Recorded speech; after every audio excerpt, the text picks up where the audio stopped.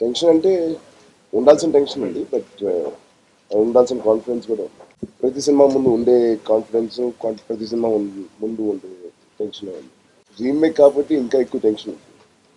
It already prove చేసిన cinema. So దానికన్నా బాగా ఉండాలనేది మా కోరిక. రీమేక్ అయినా అది కూడా కథే కదా, నాకు అలాంటి పట్టింపు లేదు. రీమేక్ లేకపోతే కొత్తగా అంత ఈగో లేదు.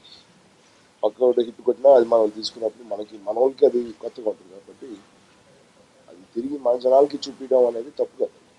ప్రసాద్ గారు నాకు ఈ కథ తీసుకొచ్చినప్పుడు, ఎన్విఎన్ ప్రసాద్ గారు, సబ్జెక్ట్ చూసిన వెంటనే బాగుంది అనిపించింది. ఎందుకు చేయకూడదు అనిపించింది. కరెక్ట్గా చెప్పాలంటే ఇది టోటల్ ఒక మనకి అలవాటైన ఒక హీరో సెంట్రిక్ ఫిల్మ్ కాదు, బట్ కొత్తగా నచ్చే ఇంకో కైండ్ ఆఫ్ సబ్జెక్ట్. దీన్ని కూడా మనం అప్రిషియేట్ చేస్తామనే నమ్మకం ఉంది. ట్యాంక్ బండ్ మీద స్టాచ్యూ లాగా ఉంటాం, మారుతూ వెళ్ళాలి కదా కథ బట్టి. ఆ భారం మన మీద ఎక్కువ వేసుకోకూడదు అనిపిస్తుంది. ప్రీవియస్ ఫిలిమ్స్ ఇమేజ్ కానీ ప్రీవియస్ ఫిలిమ్స్ దానికి వచ్చే ఆరా మనం ఎక్కువ దాని మీద డిపెండ్ అవ్వకూడదు. కథలు కథలు బట్టి మనం మారుతూ వెళ్ళాలి తప్ప. ఇంకా అరవింద్ గారితో చేయడం ఒకటి కొంచెం టెన్షన్గానే ఉండేది ఫస్ట్లో.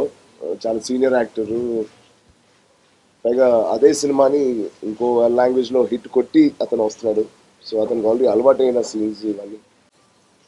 బట్ ఆయన ఉన్న విధానం కానీ, ఆయన కొత్తగా చాలా కొత్త క్యారెక్టర్ లాగా లేదా కొత్త వ్యక్తి లాగా బిహేవ్ చేయడం కొన్నిసార్లు ఇబ్బంది అయిపోయింది. ఆయనతో ఎంత మంచి అనుబంధం అయిందంటే సీన్లు చేయడానికి ఇబ్బంది అయింది సీరియస్గా ఆయనతో.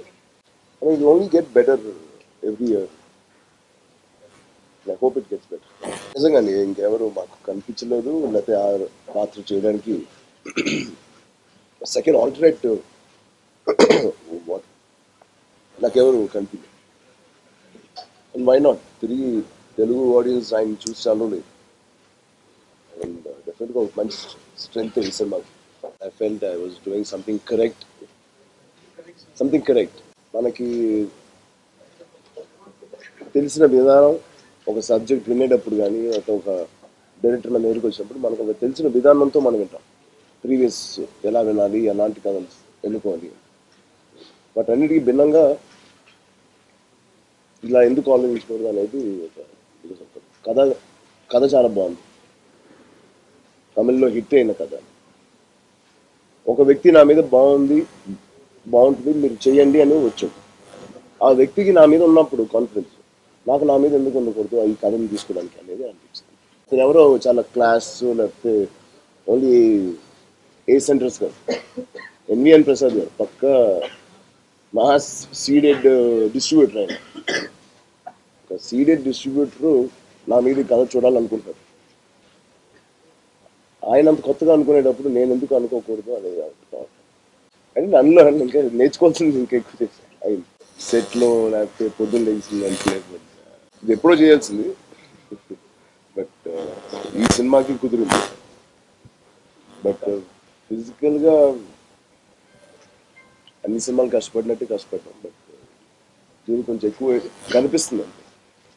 కథని అర్థం చేసుకునే విధానం మారినప్పుడు ఇంకా అన్ని కొత్తగానే కనిపిస్తుంది. ఫస్ట్ ఆఫ్ ఆల్ కథే కొత్తగా. సో కథ తాలూకా టీజర్, కథ తాలూకా ట్రైలర్, కథ తాలూకా లుక్ అన్ని కొత్తగానే ఉంటాయి. ముందు నుంచి ప్రమోషన్స్ అన్ని డిఫరెంట్గానే చేస్తున్నారు ఇక్కడ అరవింద్ గారు.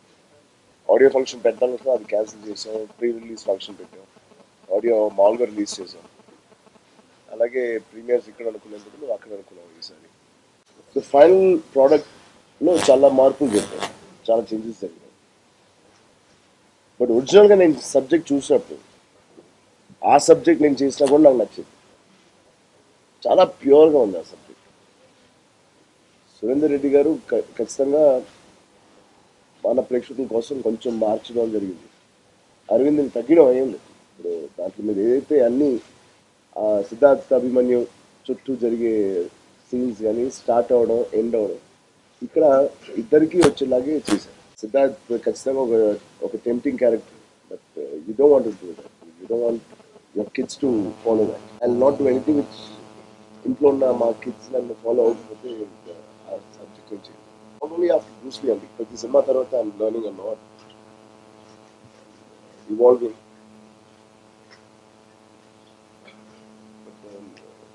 కథలు ఎంచుకునే విధానం మేబీ స్లైట్గా మారినట్టు. Good good change. Police character గురించి ఆలోచించాను తప్ప పోలీస్ క్యారెక్టర్ తీసి కథను చూస్తే మేము చాలా మంచి కథ. అండ్ ఇంత కాన్ఫిడెంట్గా మేము తిరిగి ఇంత త్వరగా పోలీస్ క్యారెక్టర్ చేయడానికి కారణం ఆ కథలో ఉన్న పని. Is a brilliant actor. అమ్మాయి ఒక యాక్టర్గా చాలా ఇవాల్వ్ అయింది. మనమే చూసాం నాన్నకు ప్రేమతో కానీ మిగతా అన్ని సినిమాల్లో. టాప్ లీగ్లో ఉన్న అమ్మాయి లక్కీగా నాకు కుదిరింది. 25 year old కుర్రోడు ఇంత మంచి మ్యూజిక్ ఇచ్చి నేను తని వరకు నేను ఫస్ట్ టైం. అతనికి ఇంతకుముందు కీబోర్డ్ ప్లేయర్గా ఉండేవాడు. తని వరకుతో ఫస్ట్ టైం చాలా మ్యూజిక్ డైరెక్టర్ అయ్యాడు. అండ్ నిజంగా వాళ్ళు చాలా ఫ్రెష్ సౌండింగ్ ఇచ్చాడు. అందరికీ కొత్తగా వినిపిస్తుంది మ్యూజిక్. సూరి గారు ఎప్పటి నుంచో మాట్లాడుకుంటాం ఏ కథ చేయాలనేది ఆలోచిస్తూ ఉండగా ఈ కథ వచ్చింది. ముందుగా ఆయన పెద్ద ఉత్సాహంగా కనిపించలేదు, ఎందుకంటే అది రీమేక్ కాబట్టి. ఆయన స్వతగా ఆయన ఓన్ కథ చేయాలని ఆయన కొంటారు. బట్ నేను కొంచెం ఫోర్స్ చేసేసరికి మా అందరికన్నా ఎక్కువ ఓన్ చేసుకుని ఆయన తీశారు ఈ సినిమా. బిగ్గెస్ట్ అసెట్ సూరి గారు. పక్కన వాళ్ళు కథ ఓన్ చేసుకుని చేయడం అనేది చాలా కష్టం. ఒక యాక్టర్గా మాకు ఒక ఛాలెంజింగ్గా ఉంటుంది. తను ఆల్రెడీ నిరూపించి ఒక హిట్ కొట్టాడు, మనం కూడా దాన్ని పాడు చేయకుండా చేయాలి, దానికన్నా బెటర్గా చేయాలి అనేది మనకు. సో ఫస్ట్ ఆఫ్ ఆల్ ఆ సీను కథ ఎలా చేయాలనే ఆలోచన, తమిళ దానికి మించి చేయాలనేది ఇంకో ఆలోచన. సో ఈ రెండు ఆలోచనలు ఉన్నప్పుడు కొంచెం ప్రెషర్గా ఫీల్ అవుతాం. Good trainers, good dietitians, it is entertaining. Cinema మొత్తం ఎంటర్టైనింగ్గా ఉంటుంది. మరి ప్రతి కామెడీ వల్ల కాదు, కథ పరంగానే ఎంటర్టైనింగ్గా గ్రిప్పింగ్గా ఉంటుంది. మీరు యాక్చువల్గా మగధీర చూస్తే దాంట్లో ఏం పెద్ద కామెడీ ఉంది, హై ఇమోషన్ రన్ అయ్యే ఒక సబ్జెక్ట్. సరైనోడు చూస్తే దాంట్లో ఏం కామెడీ ఉంది. సో ఇలాంటి హై ఇమోషన్స్ ఉన్న సినిమాలు తీసుకుంటే దాంట్లో కామెడీ ఉండదు, కానీ బట్ డెఫినెట్గా అది మిమ్మల్ని అరెస్ట్ చేస్తుంది.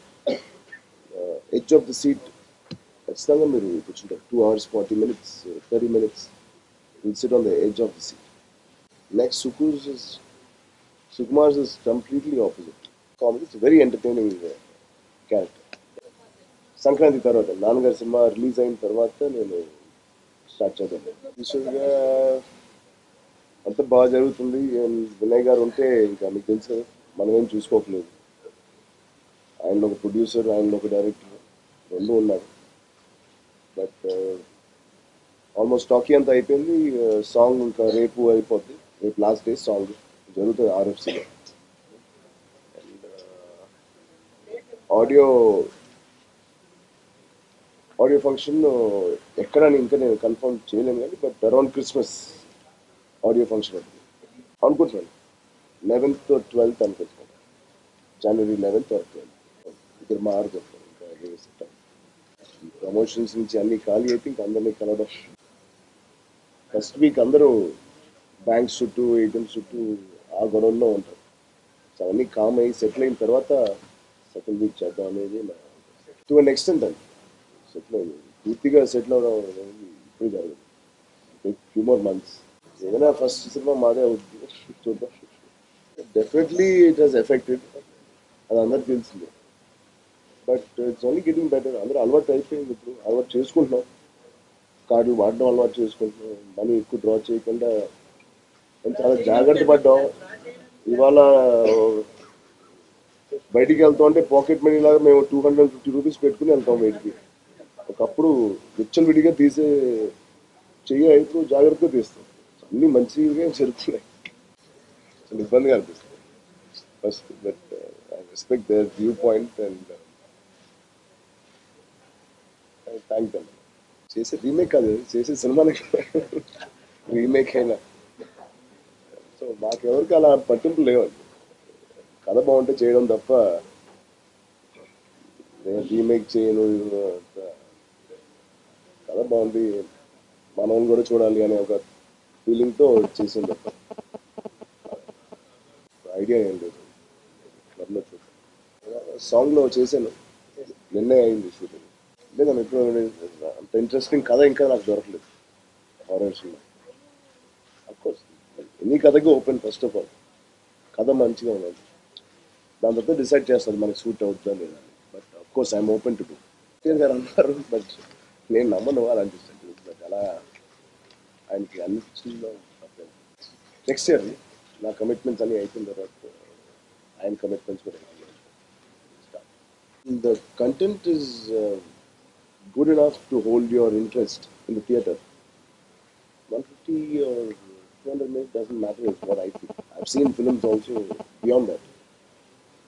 And we've edited it very crisply, but content is so much that you can't edit. The Tamil version, you cannot edit any. Already వాళ్ళందరూ ఎడిట్ చేసి ఆ స్క్రీన్ ప్లేని ఎంత నీట్గా వేసారంటే దాన్ని పాడు చేయకుండా మనం తీయడమే మనం చెప్పాం and take to another level. So there is not scope for editing. ఈ సీన్ తీసేదానికి స్కోప్ లేదు, అన్నీ interconnected. Such a tight subject. No, totally, completely different work experience we had from Sanjeev to now. The only difference I could bring, as actor I could bring, is the personality and the characterization or the look of the film.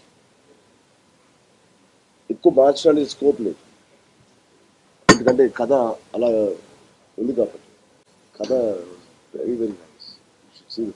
ఇవాళ shooting ఉంది, shooting అయిపోయిన తర్వాత రేపు ఎల్లుండో చూస్తాం. అరవింద్ గారు తెలియదు.